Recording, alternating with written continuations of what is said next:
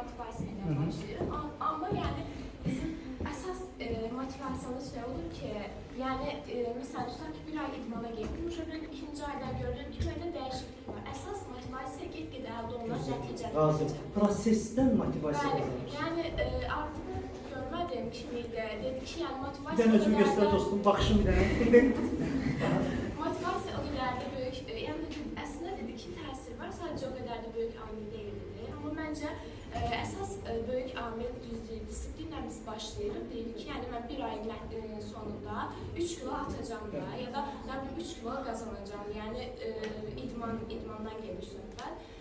Amma motivasiya ilə biz başlamırıq orada, əsas disiplindir. Amma get-gedə vaxt getdikcə bizə əldə olan nəticəni gördükcə bizim motivasiyamız disiplinin önünə keçir. Elədir, təşəkkürlər. Dediyimin hamısı xulasa tutmuşsunuz.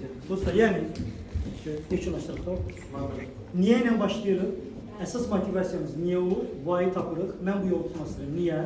O niyəni bilərək hər gün disiplinlə onu edirik. Çünki niyəni bilirik. Çətin günlərimizdə, ruhdan düşdüyümüz günlərdə də özümüzü motivasiya bərpa edirik. Çətin günlərdən sonra disiplinlə davam edəndə o proses bütün bunlara çatdığımızı, hər gün dəyişdiyimizi, inkişaf etdiyimizi gördükcə bu bizi daha da motive edir, daha da əmin edir öz yoluna.